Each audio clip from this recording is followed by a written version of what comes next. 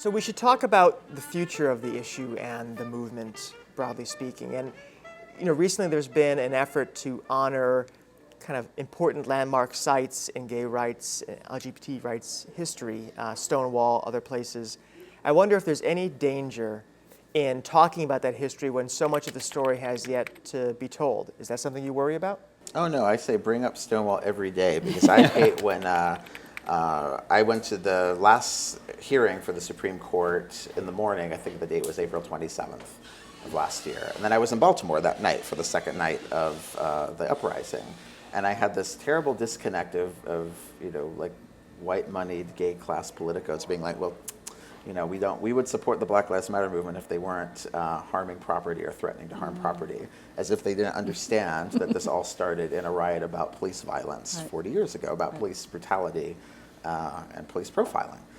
So I'm all for bringing up Stonewall and remembering exactly what it meant. Yeah. And some of the other things that have recently been recognized, I loved just a couple of weeks ago, the house where the Furies met, which was a lesbian feminist collective in the 1970s, has been put on the National Register of Historic Places. And I called one of the women who was in the Furies and said, how do you look back on this? And well, it was very important, but we still haven't smashed the patriarchy.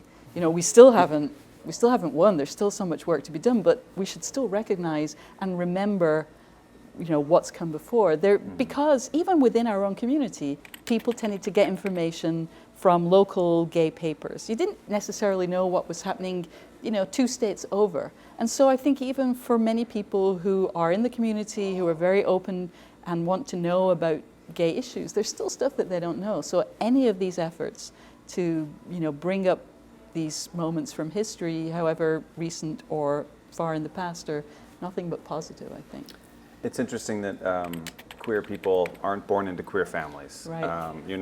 It's not the same thing as growing up in a family with an ethnic heritage that's somehow different from the people around you.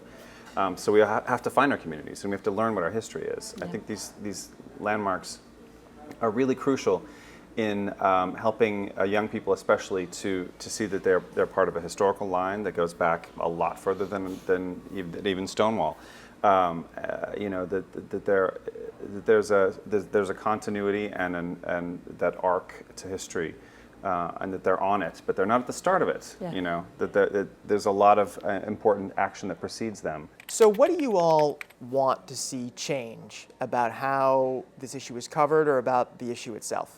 I hope we get to the point where the Equality Act is a front-page news story that the country cannot avoid or shy away from, and nor can our lawmakers. I hope that we will look at the fact that 1 in 2 Black gay men are projected to become HIV positive and muster the same creativity and politics and passion that we did to address HIV in the 80s and 90s, and also that we addressed marriage equality in the past decade. Yeah. People often used to say back in the day, I hope that in the feminist movement, I hope that one day we don't have to have feminist journals because women will have full equality. And we always need those journals. That is not something to wish for. And so I hope that we still have, LGBTQ sections in mainstream magazines, but then instead of reporting daily and having to choose between the 5 potential stories about outrageous bills that have been introduced that would completely deny people's civil rights, that at least some of the stories, or more of the stories, are about joyful, happy things, or about informational things, about sharing stories about history, just generally a more positive, less need to kind of explain basic things to people, and have more joy in the sections. Or more joy. I'll drink to that. All right. Cheers. Joy. Cheers. Clinky.